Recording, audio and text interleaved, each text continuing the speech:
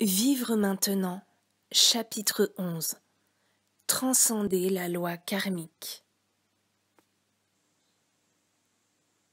Dans les écrits de la voie infinie, vous remarquerez que l'accent n'est pas mis en premier lieu sur la guérison ou sur l'amélioration de votre vie, mais sur la révélation de principes avec lesquels vous pouvez vivre mieux et plus heureux. Et cela veut dire n'importe quel vous qui découvre ces principes. N'importe quel vous, où que ce soit dans le monde. Toute ma vie, je me suis occupée de principes par lesquels les hommes peuvent vivre plus joyeux. Pas seulement ceux qui trouvent ma façon de vivre, mais tous les hommes de toute race et religion, les riches et les pauvres, les instruits et les illettrés. Alors que j'étais dans la pratique de la guérison depuis 5 ans environ, j'ai eu une expérience qui a intensifié ma recherche de ces principes. Je suis tombée très malade, et le praticien qui s'occupait de moi sentit que je n'étais pas réceptif au traitement et que j'allais sûrement mourir dans la nuit. Au-dedans de moi, aussi, la sensation était particulièrement forte que ce serait dans les quelques heures à venir. Mais alors, au milieu de la nuit, ma mère et ma tante préférée, qui toutes deux étaient décédées quelques années auparavant, vinrent à mon chevet et me dirent qu'il ne fallait pas que j'aie peur de la transition, qu'elle serait joyeuse. Mais comme c'était pour moi une nouvelle expérience, elles se tenaient près de moi pour faciliter mon passage. Soudain, je dis « Non, maman, je ne m'en vais pas. Jusqu'à présent, je n'ai rien fait dans ce monde qui justifie les douleurs d'accouchement que tu as endurées pour m'amener ici, et je ne peux pas m'en aller sans m'accomplir. Il est vrai que j'ai été l'instrument de la guérison de quelques centaines de personnes. Mais même s'il y en avait 10 000 ou 3 millions, cela ne serait pas un accomplissement. Non, il faut que je reste ici et que je trouve un but et une raison de vivre. Le matin suivant, je me suis réveillée tellement mieux que je pus aller à mon bureau. Je découvris alors pourquoi je ne me sentais pas très joyeux de la guérison de quelques centaines de personnes, et pourquoi, même si 10 000 étaient guéris, cela ne m'apporterait aucune satisfaction. Je n'ai jamais été intéressée par cet aspect de la vie qui consiste à faire du bien à quelques centaines ou à quelques milliers de personnes. La seule chose qui puisse être un bénéfice réel pour les gens de ce monde, c'est de comprendre des principes par lesquels vivre. C'est ainsi qu'à la fin de 1938, la voix me dit que je devais trouver le secret du Christ impersonnel et de la guérison impersonnelle. Et je partis en voyage en 1941 avec cet objectif à l'esprit. Un voyage qui devait durer 2 mois et en dura 5. L'illumination, non seulement spirituelle, mais aussi intellectuelle, est comparativement récente. Quand on songe qu'il n'y avait même pas d'alphabet il y a quelques milliers d'années, et que Gutenberg n'a inventé la machine à imprimer qu'au XVe siècle, on comprend combien il y avait peu de gens instruits à cette époque. Les grands progrès scientifiques, également, sont tous comparativement récents. Le téléphone et la radio eux-mêmes sont apparus dans cette génération. Et au cours de mon existence, j'ai connu ce qu'est que la vie dans une maison éclairée par des lampes à pétrole. L'aviation est si récente que je me souviens du premier vol des frères Wright à Kitty Hawk. Mais même si le monde a fait des progrès considérables en direction de la lumière sur le plan humain, il est seulement sur le seuil de la révélation spirituelle. Et en ce qui concerne la réalisation spirituelle, nous n'avons pas encore atteint les 24 secondes du premier vol des frères Wright. Un domaine qu'il faudrait mieux éclairer est celui de la loi karmique. Dans les écritures orientales, qui précèdent les écritures chrétiennes, la loi karmique, ou loi de cause à effet, est un enseignement majeur.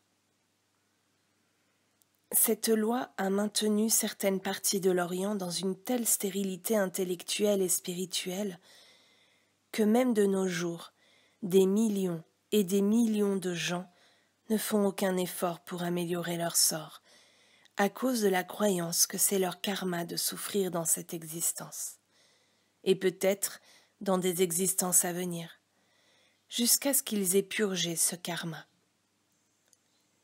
Cette même idée est enseignée dans les écritures chrétiennes, dans la doctrine du « ce que tu sèmes, tu le récolteras aussi ». Il y a des millions de personnes qui souffrent d'un complexe de culpabilité à cause de quelques péchés d'omission ou de commission, des personnes qui ne peuvent pas se libérer elles-mêmes. Beaucoup se résignent au péché, à la maladie, aux faux appétits ou à la mort, parce qu'elles acceptent la loi karmique de cause à effet. Il est vrai qu'en tant qu'être humain, vous ne pouvez échapper à la loi karmique. Le bien qui s'écoule de vous est le pain que vous jetez sur les eaux, et c'est ce qui vous revient, avec du pain, du beurre et toutes les autres bonnes choses dessus. Si vous semez l'ignorance de la vérité, c'est aussi ce que vous récoltez. C'est le pain qui revient moisi. Ce n'est pas parce que Dieu vous récompense ou vous punit, car, que vous ne le croyez ou pas, il n'y a pas de Dieu assis là autour, s'occupant de vous en tant qu'être humain. Une compréhension correcte de la véritable signification de la loi karmique révèle que Dieu n'a rien à voir avec le bien qui vous arrive, ni avec le mal qui vous arrive. Dieu ne vous punit pas, et Dieu ne vous récompense pas. Tout ce qui vous est fait, c'est vous qui vous le faites. Cette loi sous laquelle vous vivez n'est pas la loi de Dieu. C'est la loi donnée par Moïse. Tu honoreras ton père et ta mère. Tu ne tueras pas. Tu ne commettras pas l'adultère. Tu ne voleras pas. À moi la vengeance, à moi la rétribution, dit le Seigneur. De telles lois sont souhaitables dans la scène humaine, car s'il n'y avait pas de loi gouvernant la conduite humaine, les hommes se comporteraient du point de vue de la licence plutôt que de celui de la liberté.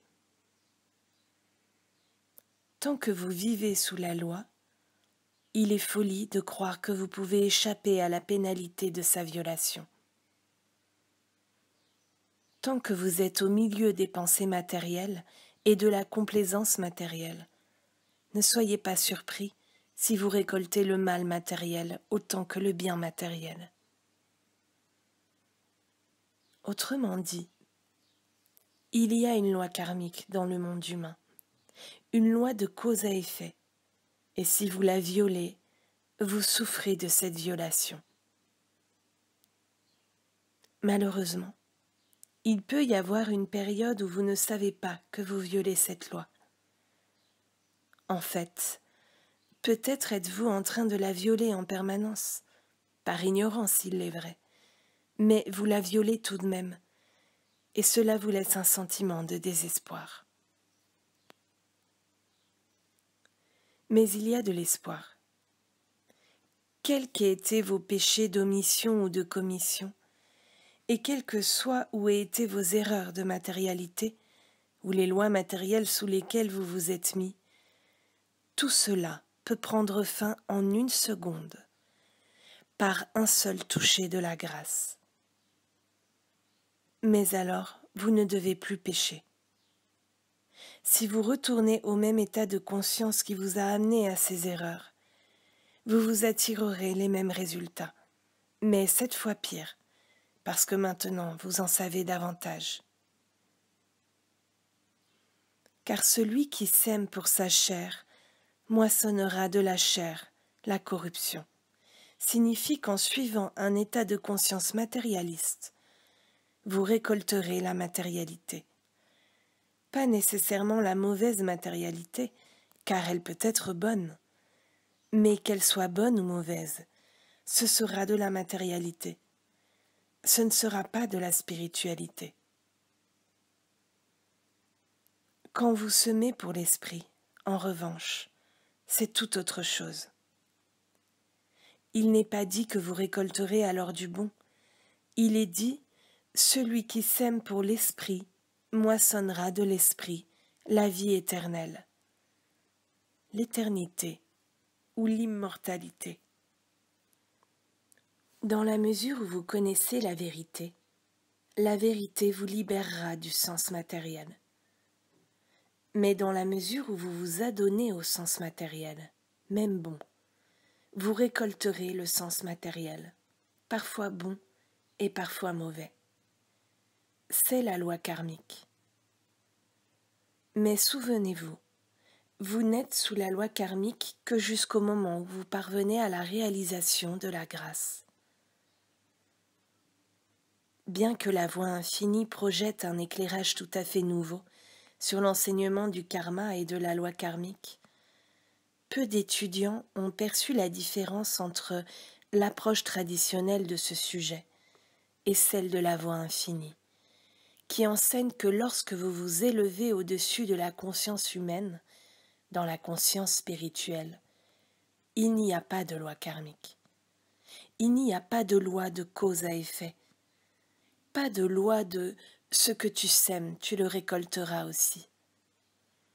Ce sont là des superstitions et des illusions du mental humain. Ce sont des croyances créées par l'homme.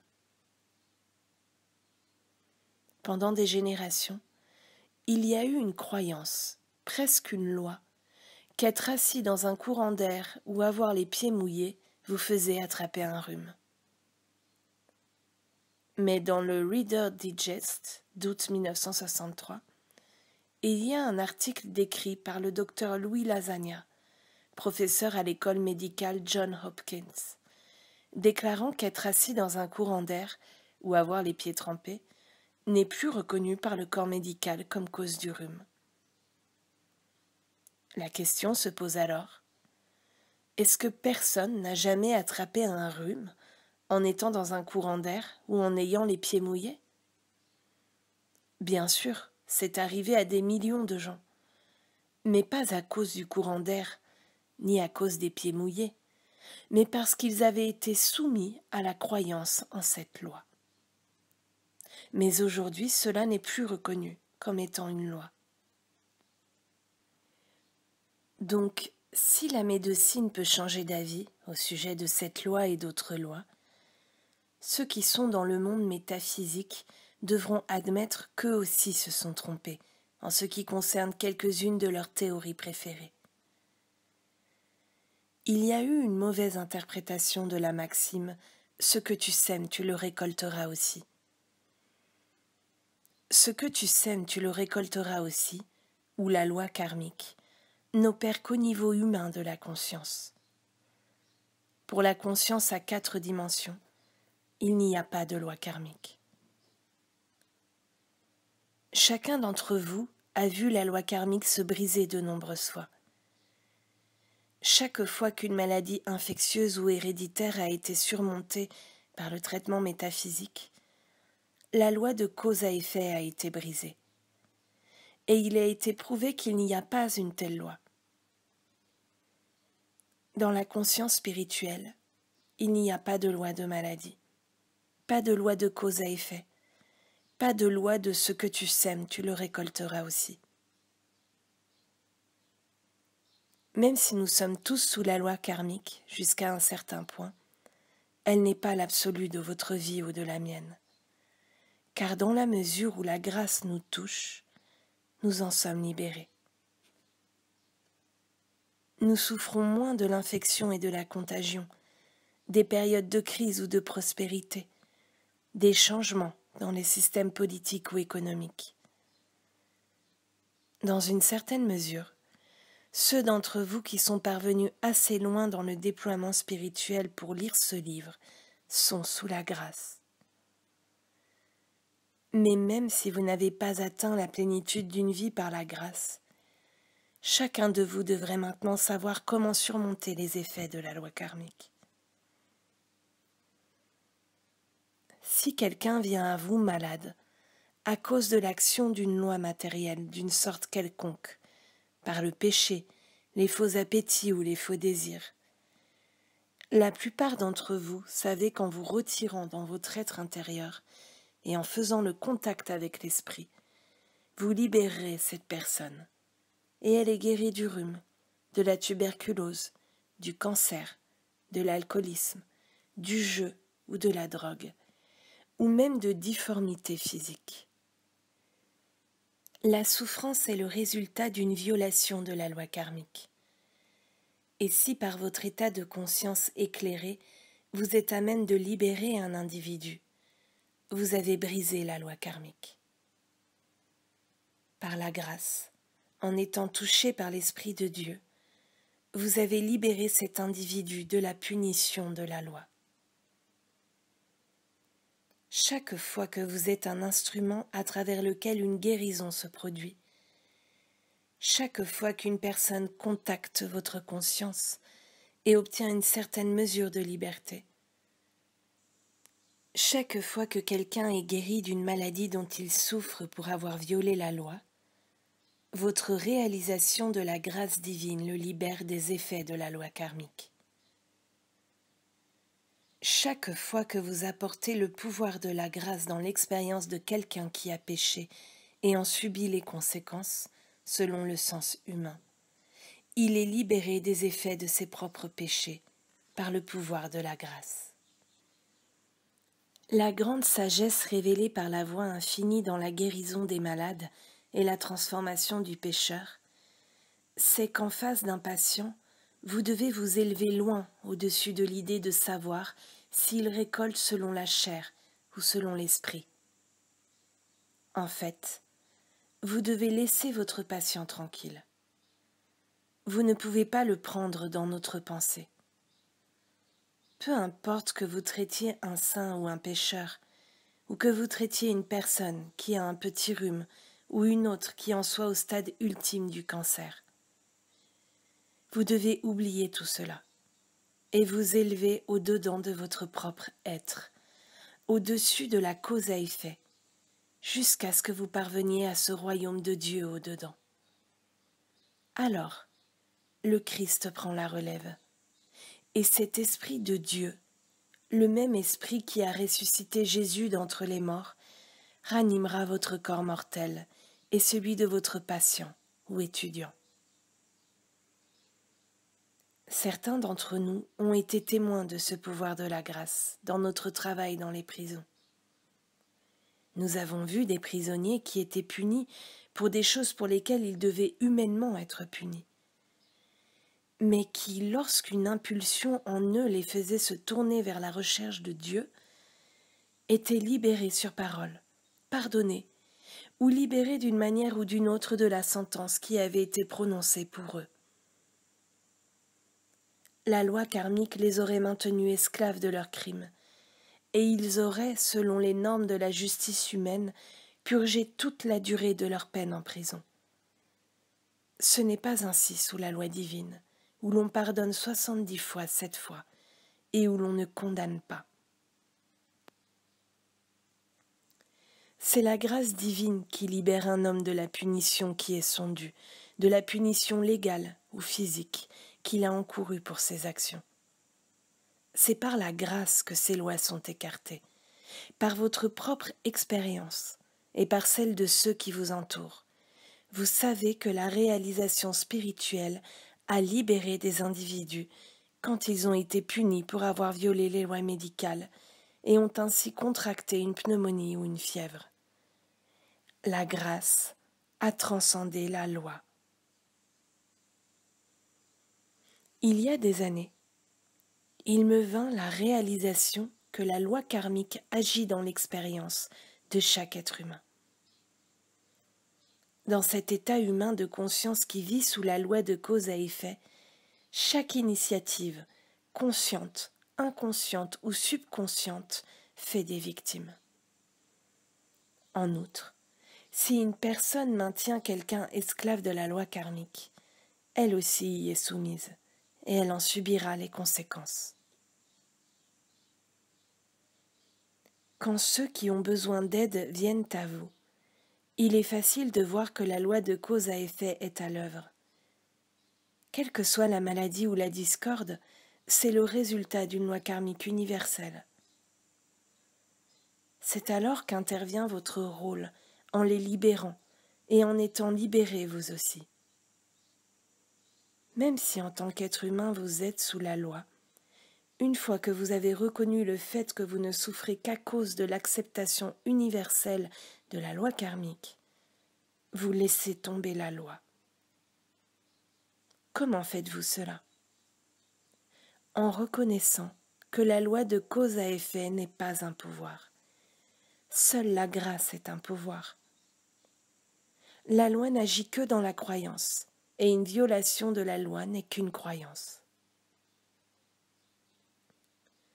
Dès l'instant où vous réalisez que vous vivez par la grâce, la tentation de faire quoi que ce soit de fâcheux, mentir, voler ou commettre d'autres crimes s'envole par la fenêtre. Quand vous comprenez que vous ne vivez pas de pain seulement, pourquoi voler du pain? Quand vous réalisez que vous ne vivez pas d'argent seulement, pourquoi être avare? Dès que vous prenez conscience que vous ne retirez pas de satisfaction du monde extérieur sous forme de ressources, de plaisir ou de compagnie, vous êtes sous la grâce et vous êtes libre. Vous pouvez vous mettre sous la grâce en cet instant même, si vous êtes capable ou disposé à abandonner le désir de quoi que ce soit ou de qui que ce soit au monde en réalisant « Je vis par la grâce de Dieu, pas par la grâce de l'homme. » Dès l'instant où vous avez reconnu que vous n'avez pas de besoins extérieurs, vous vous êtes élevé au-dessus de la loi et mis sous la grâce. Cela ne veut pas dire que vous n'apprécierez pas la compagnie quand elle se présentera. Cela ne veut pas dire que vous n'apprécierez pas un foyer. Cela ne veut pas dire que vous n'aurez pas d'argent à dépenser. Cela veut dire que vous n'avez pas besoin de l'une de ces choses, parce que vous vivez par la grâce. Peut-être avez-vous pensé que la grâce était quelque chose autour de laquelle on s'assit en attendant que Dieu vous l'accorde. Non, vous n'avez pas à attendre la grâce. Vous pouvez ne plus être sous la loi en cet instant même. Tout ce qui est nécessaire est de renoncer à vos désirs, et vous êtes sous la grâce. Vous n'avez pas besoin d'essayer de l'atteindre physiquement ou mentalement. Contentez-vous d'abandonner la croyance que vous avez besoin de quoi que ce soit, en réalisant que Dieu connaît votre besoin avant vous, et vous vous mettez alors sous la grâce.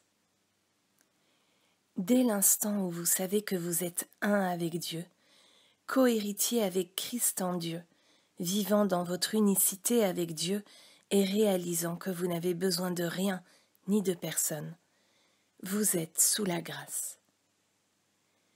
Mais ne retournez pas en arrière pour pécher de nouveau.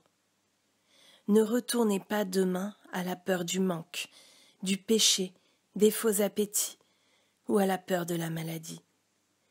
Vivez dans la réalisation. Merci Père, je n'ai pas de besoin. Tu connais mes besoins. Cela est vivre par la grâce. Cela est vivre par l'infini invisible. Et vous n'êtes plus maintenant sous la loi karmique. Vous vous êtes mis sous la grâce. Chaque patient qui vient à vous est sous la loi karmique. Et afin de le libérer, vous réalisez dans votre traitement qu'il n'est plus sous la loi, mais sous la grâce. Aucune loi de cause à effet n'est à l'œuvre dans la conscience divine. Il n'y a que la loi de la grâce divine, dans laquelle l'homme ne vit pas de pain seulement, mais de chaque parole qui sort de la bouche de Dieu. Vous devez faire cela pour vos patients et étudiants, tout comme je le fais pour les miens. Vous maintenez chacun d'eux dans la liberté spirituelle en connaissant la vérité qu'il n'est pas sous la loi du karma, pas comme résultat d'incarnations précédentes, de l'incarnation présente ou d'incarnation à venir. L'homme mortel doit gagner sa vie à la sueur de son front. L'homme spirituel est co-héritier avec Christ en Dieu de toutes les richesses célestes.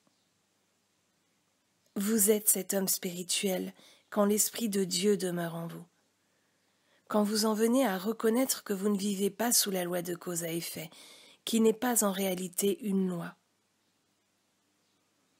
Elle découle seulement d'une croyance en un état d'être séparé de Dieu, provenant d'un faux sens d'identité qui accepte d'être mis sous la loi. Si vous croyez que vous, de votre petit vous-même, êtes celui qui va payer le loyer du mois prochain, vous vous mettez sous la loi. Mais si vous réalisez et reconnaissez que vous et le Père vous êtes un, et que vous ne vivez pas de pain seulement, vous vous êtes mis sous la grâce. Chaque fois que vous êtes témoin de quelque forme de discorde dans une personne, une condition, une circonstance ou un lieu, soyez vigilant pour réaliser que cela est la loi karmique et que cette loi n'est pas un pouvoir.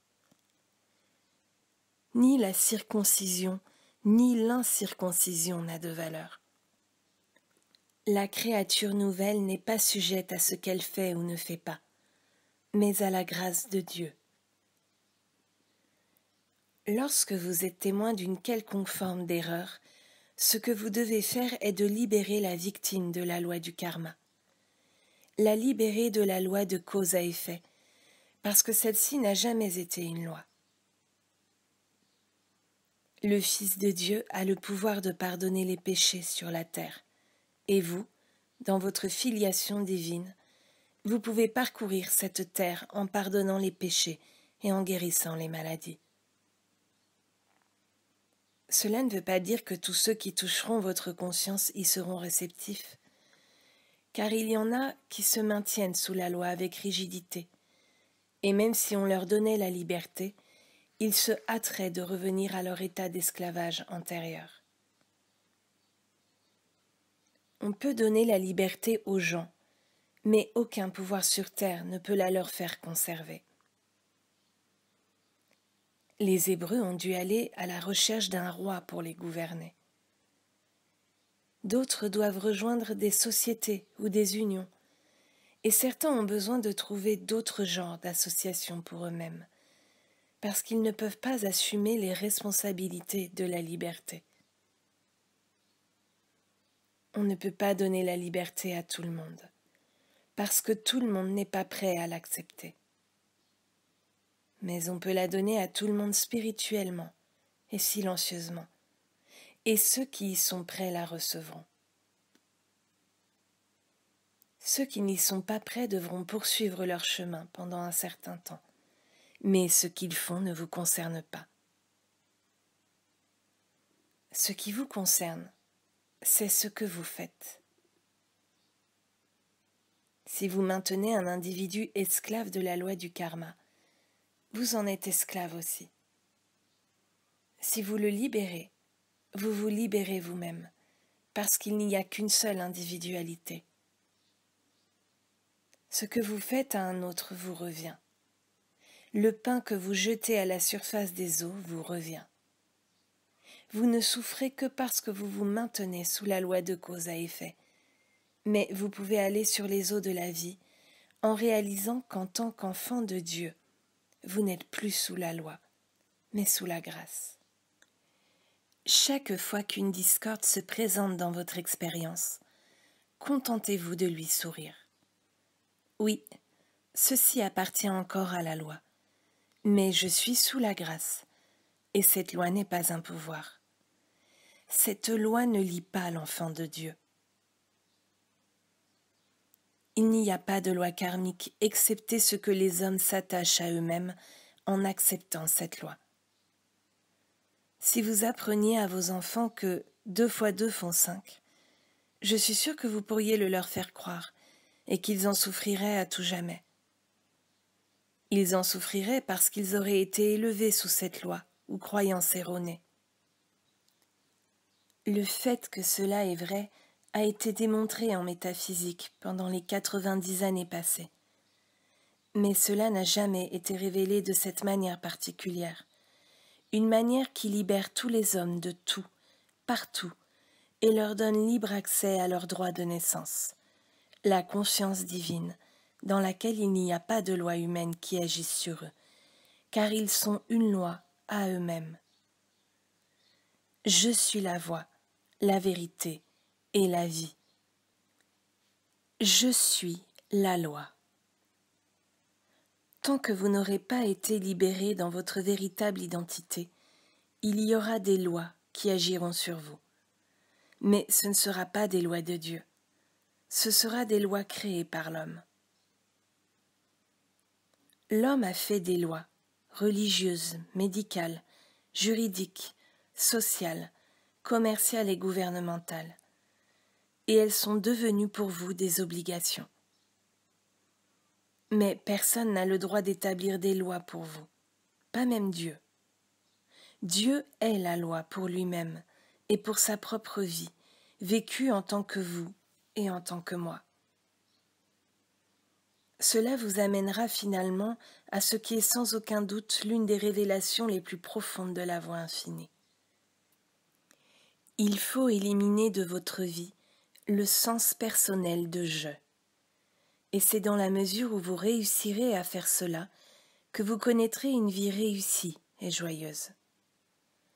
Le mot « je » doit entièrement disparaître.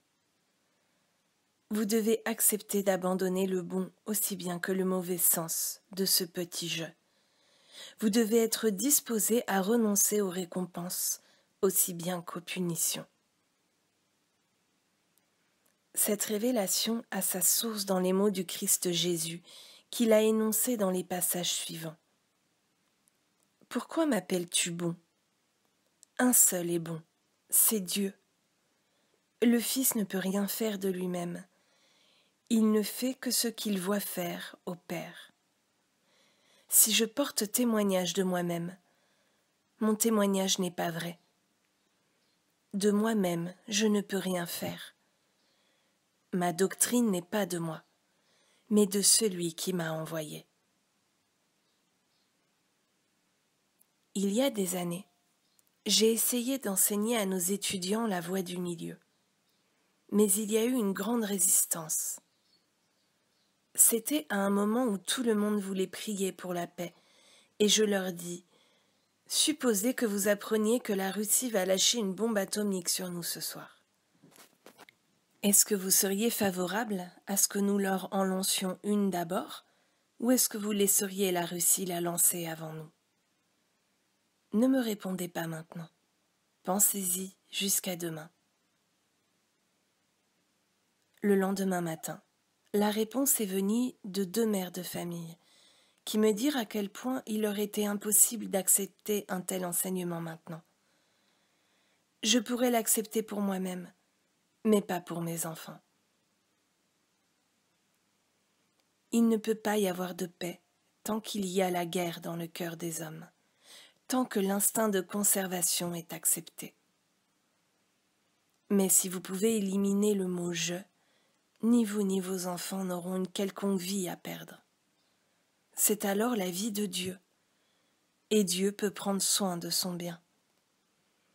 Si vous dites « Dieu est ma vie », vous devez confier votre vie à Dieu, pas au pouvoir défensif d'une bombe atomique. Vous n'avez pas à lever les mains pour défendre votre vie, mais vous ne pouvez pas non plus vous sentir plus juste ou plus civilisé que les autres. Vous ne devez pas vous attribuer de mérite pour le bien qui s'écoule à travers vous, qu'il s'agisse de guérison ou de consécration à ce message. J'étais dans le travail de guérison depuis peu de temps, quand, au cours d'une soirée avec des amis praticiens, le sujet de l'amour est venu sur le tapis. Pour moi, c'était un sujet très étrange. Je ne pouvais pas comprendre l'amour, parce que je ne pouvais pas le ressentir. Mes amis me dirent alors, « Joël, nous vous considérons comme l'une des personnes qui montrent le plus d'amour. Vous travaillez si dur pour vos étudiants et pour vos patients. » Je ne pouvais pas comprendre cela non plus, car je ne me sentais vraiment pas aimant. Je ne pouvais pas comprendre les mots amour, bienveillant et spirituel. Je ne me sentais sûrement pas spirituelle et ne me suis jamais sentie spirituelle. Mais je sais au moins pourquoi maintenant. C'est parce que le petit je personnel en moi est mort quand j'ai eu ma première expérience spirituelle. Sans aucun doute, ce petit je n'est ni aimant, ni bienveillant, ni spirituel. Les qualités qui s'écoulent à travers moi, quelles qu'elles soient, s'écoulent de la source. Il n'y a absolument rien de personnel en elle. C'est le Christ vivant la vie individuelle, la vérité se manifestant et se projetant dans la conscience humaine. Nous devrions être reconnaissants de pouvoir être des avenues ou des instruments à travers lesquels manifester la gloire de Dieu. Comme les cieux racontent la gloire de Dieu et l'étendue manifeste l'œuvre de ses mains, nous sommes encore bien plus la gloire de Dieu quand le petit je a été surmonté. Quand le Maître a dit « J'ai vaincu le monde », je crois qu'il voulait dire « J'ai vaincu moi ». Le moi qui peut être récompensé et le moi qui peut être puni. Tous deux doivent disparaître. Vous ne pouvez pas imaginer à quel point la scène humaine paraît stupide quand vous la voyez à partir d'une altitude spirituelle. Par exemple, nous tentons de parvenir à un accord avec la Russie, nous engageant à ne pas lancer une bombe atomique. Et l'une des principales objections à un tel accord est que nous ne sommes pas sûrs de pouvoir faire confiance à la Russie. Pourtant, la Russie n'a jamais lancé de bombe, alors que nous en avons lancé 2 fois. Nous n'avons même pas dit que nous regrettions de l'avoir fait, et nous n'avons pas dit que nous n'en lancerions pas une autre. Ainsi, l'adversaire nous inquiète, mais nous ne regardons pas dans le miroir. Voici à quoi ressemble la scène humaine, car elle est fondée sur l'instinct de conservation. Mais quand 10 hommes justes commenceront à éliminer le sens personnel de « je », ils sauront qu'il n'y a pas de loi karmique et pas de loi de cause à effet qui s'impose au Christ, qui est le « je » de leur être, du vôtre et du mien. En voyant l'évidence de péché, de maladie, de pénurie, de mort et d'inhumanité de l'homme envers l'homme, depuis le cercle de famille jusqu'au cercle international, remémorez-vous tranquillement. Dans mon royaume, il n'y a pas de loi karmique, il n'y a pas de loi de cause à effet, il n'y a pas de loi de ce que tu sèmes, tu le récolteras aussi. En faisant cela, vous annulerez la croyance humaine qu'il y a une telle loi. Et de même que certains médecins disent à leurs patients qui ne peuvent plus attraper un rhume en étant assis dans un courant d'air ou en ayant les pieds mouillés, nous pouvons dire au monde, dans le silence et le secret au-dedans de nous-mêmes, il n'y a pas de loi de karma. Il n'y a pas de loi de cause à effet. Il n'y a pas de loi de ce que tu sèmes, tu les récolteras aussi. Cela n'est qu'une superstition aussi ancienne que la superstition que Dieu est un Dieu de récompense et de punition. Cela ne pèse pas sur l'homme spirituel, et il n'y a pas d'autre homme.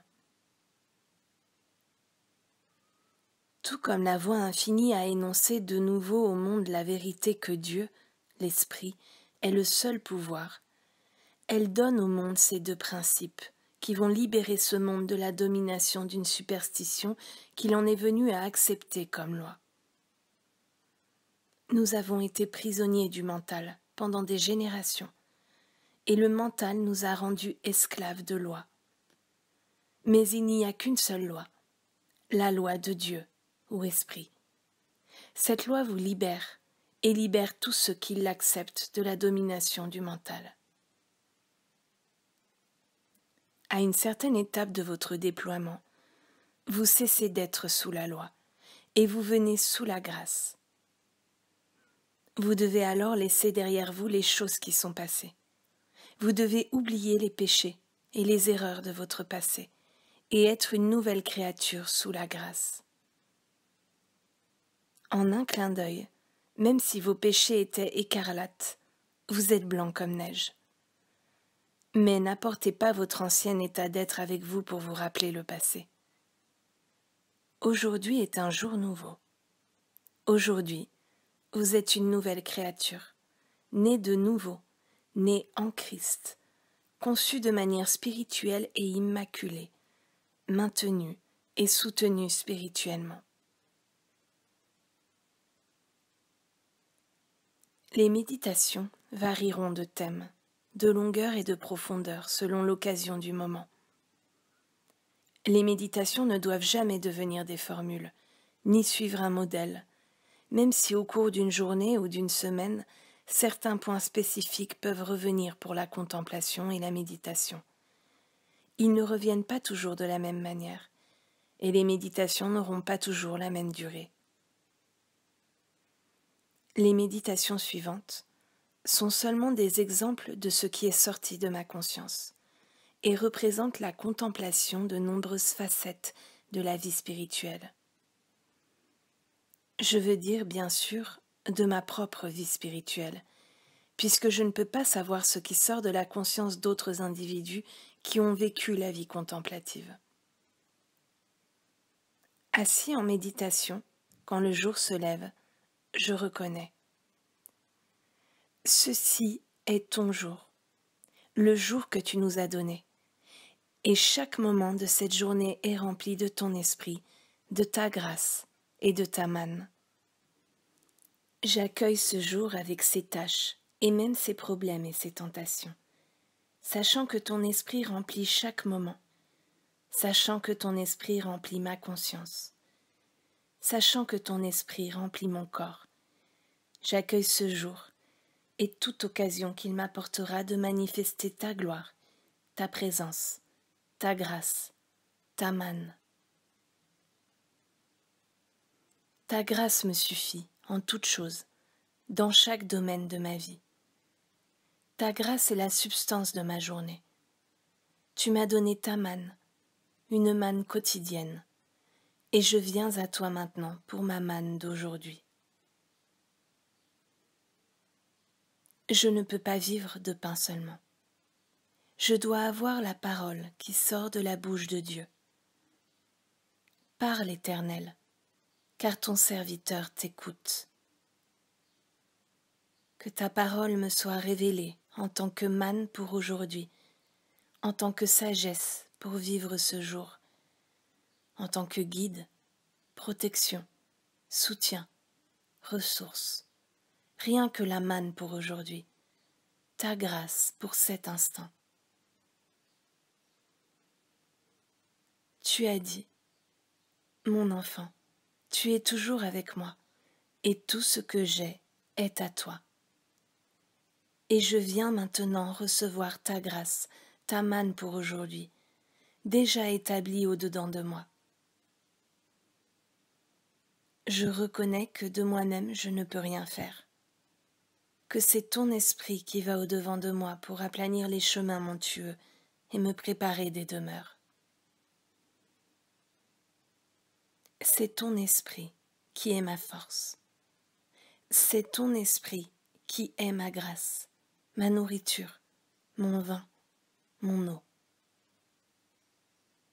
Ton esprit est ma manne cachée, la nourriture que j'ai, que le monde ne connaît pas. Je me repose dans ton esprit, je travaille dans ton esprit, et j'ouvre ma conscience, afin que ton esprit puisse s'écouler vers tout ce qui touche ma conscience, afin que ton esprit soit libéré dans le monde. De même que je prends de la nourriture 3 fois par jour, je recherche également la nourriture spirituelle. Que je mange ou non la nourriture qui est devant moi le matin, à midi ou le soir, je ne peux pas vivre sans cette nourriture qui est grâce divine. Je ne peux pas vivre sans ton esprit, ta parole. J'écoute pour entendre ta parole, pour recevoir ta parole. Renouvelle-moi, rafraîchis-moi, laisse-moi faire l'expérience de ta manne pour cet instant. Que mes méditations soient acceptables à ta vue et que ma conscience soit ouverte et réceptive pour recevoir ta grâce. Ta grâce est la manne qui me suffit en cet instant. Le soir n'est qu'une continuation de la journée. C'est une continuation de ta grâce. Tu nous as donné la lumière du jour et l'obscurité de la nuit, toutes deux comme une grâce spirituelle continue. Tu nous as donné chaque moment de la journée et chaque moment de la nuit, et tu as rempli chacun de ta présence et de ta grâce. Ceci est la manne qui me suffit pour ce moment, la manne qui tombe dans ma conscience. La parole de Dieu qui est reçue dans ma conscience suffit à chacun de mes besoins du moment, qu'il s'agisse d'un moment de travail, d'un moment de repos, d'un moment de festin ou de jeûne, ou d'un moment de jeu. Chaque moment de chaque jour et de chaque nuit est rempli de ta grâce en suffisance pour faire face à chaque besoin, et toujours avec les 12 paniers pleins en surplus à partager avec même l'un de ces plus petits de mes frères. En allant me reposer, je me souviens que cette nuit deviendra vite le jour, avec ta grâce qui se prolonge sans fin à travers chaque instant, parce que je reçois ta manne lorsque je suis endormie, aussi bien que lorsque je suis réveillée. Je reçois ta manne quand je me repose, quand je travaille ou que je me détends, car ta grâce est une expérience permanente, et il y a suffisamment de manne pour chaque moment. Cependant, si sciemment ou non la tentation humaine m'a touchée, je m'offre telle que je suis, sachant que ta grâce pardonne et insuffle une vie renouvelée, et que ta manne nourrit cette vie. Je ne peux pas attendre d'être meilleur que je ne suis pour m'offrir à toi, et je n'ai pas besoin d'être meilleur que je ne suis pour recevoir le pardon, la grâce et la manne. C'est maintenant, ici, simplement comme je suis, que je me détends en toi et te reçois. Ta parole, ta présence.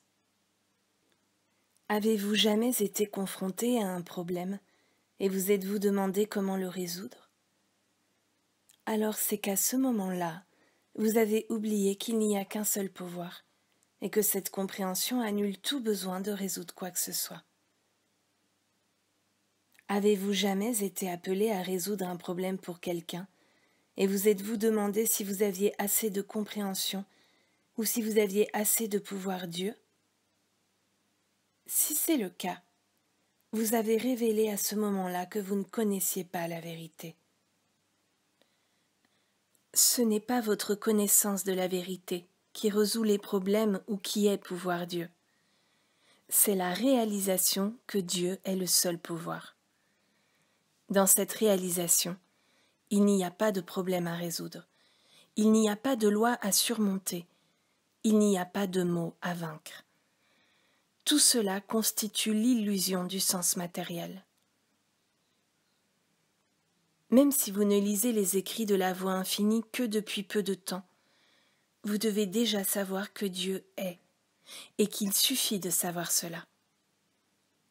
Il suffit de savoir que puisque Dieu est infini, il ne peut rien y avoir en dehors de Dieu. Puisque Dieu est omniprésence, il n'y a pas d'autre présence. Pas de présence de mal ou quoi que ce soit de nature destructive. Puisque Dieu est omnipotence, il n'y a pas de pouvoir de mal auquel faire quelque chose, pas même de mauvaises pensées. Puisque Dieu est omniscience, Dieu est le tout-connaissant, et vous n'avez rien d'autre à savoir, rien à faire à quoi que ce soit, ou au sujet de quoi que ce soit, si ce n'est de vous reposer dans la connaissance consciente que Dieu est. Pensez-vous un seul instant qu'en vous inquiétant, même avec des pensées spirituelles, vous allez changer l'harmonie du royaume de Dieu, ou que vous allez détruire un royaume mythique? Quand vous vous asseyez pour une méditation, une prière ou un traitement, réalisez-vous que votre seule fonction est de demeurer dans le « est ». Dieu est amour. Vous n'allez pas amener Dieu à aimer, ou même rendre Dieu aimant. Dieu est vie. Vous n'allez pas sauver la vie de qui que ce soit, ou empêcher qui que ce soit de mourir. Vous devez connaître la vérité qui rend libre. Libre de quoi? De l'ignorance et de la superstition qui croient en un pouvoir séparé de Dieu. Mais c'est vous qui croyez en un pouvoir séparé de Dieu, si vous cherchez à atteindre Dieu pour quelque chose ou pour quelqu'un. Vos périodes de prière ou de traitement sont-elles un moment de tranquillité où vous demeurez dans la parole que Dieu est, ou bien essayez-vous de faire quelque chose à quelque chose? Essayez-vous d'obtenir que Dieu fasse quelque chose, à quelqu'un ou pour quelqu'un, ou bien demeurez-vous dans « est ». Dieu est, je suis. Savoir ceci est suffisant.